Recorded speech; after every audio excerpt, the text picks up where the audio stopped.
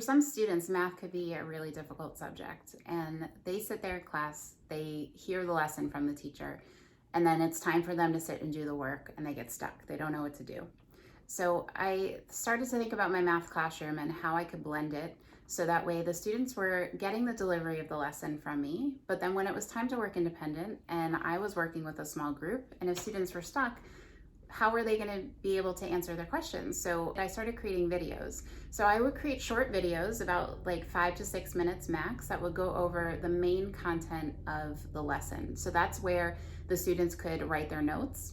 They would watch the video and then they would add notes to their notebook in a format that I had given them, something that they could either glue in, or if they were doing digital notebooks where they could take notes. And then I would present a problem, and then I would go through the problem with the students and I would explain it to them so that way they understood it. And the students would then have that video so they could go back and they could rewatch it several times while I was working in a small group if they got stuck. And students would tell me all the time that they really loved that because they were able to watch it at night if they were maybe shy to raise their hand in class, or they could watch it a couple of times while if they really needed something to sink in. So after I started creating videos for lessons, I thought, well, I'm going to create videos to review. So we would take a test or do an exit ticket. And if the students overall, let's say on a 10 question test, questions 1, 2, and 3 were really difficult across the board. So what I would start to do is then create a video that would review just those questions. And I would post that video in Google Classroom and I would give them like 3-4 days. I say, guys, I want you to go over that and leave me a comment, a class comment. Tell me what's something you learned, or what was something new, or what was a mistake that you made, because we try to have this growth mindset in our classroom and understand when we make mistakes from math, that's actually, it's really good. We're learning what the miscommunication is and we're able to fix that problem. So students were loving that.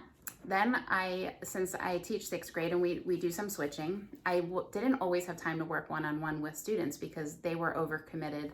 They had like maybe choir, or they had another teacher that needed to work with them. So what I started to do then on one-on-one, instead of me sitting there during this remediation time where I would normally work with the student one-on-one, I would still work with them, the student just wouldn't be there. So I would get all of their problems kind of ready to go. You can use a document camera, or I would use my tablet, and I would just write on the screen and I would record myself having a conversation with the student, going over the mistakes, and then I would upload it for them in Drive or put it on YouTube, whatever is more convenient. Then I would just email it to the students and they could watch it at their own time when they had the availability to do that. So I also then started using videos. I decided I'm going to use it for vocabulary. So students would be doing learning a new unit, and I had a vocabulary, like a digital vocabulary wall, and it had vocab cards. But some of the vocabulary was a little bit more complex. So I would create short 1-minute videos where I would just go over the concepts of the vocabulary, and so they could hear their teacher delivering it to them so they can have access to that whenever they wanted. And lastly, I use videos to review. So we used to do this thing called Continental Math League.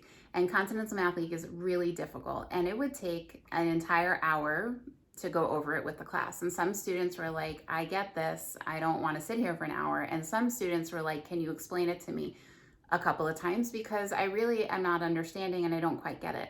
So I started creating videos going over this Continental Math League. It would take me still the same amount of time to kind of set it up and go over it. But once I had that video created, then students could watch it at their own time. And we didn't take a whole hour of math class where I was trying to kind of make everybody happy. Then students who really understood it could fast forward to the question that they didn't understand. And students that had trouble with question number 2 could focus on re-watching question number 2. So creating videos in my math classroom really opened up their math understanding and their comfortableness with learning the math, because they knew that if they didn't get it the first time, they were going to always have those videos to go back to learn it at their own pace.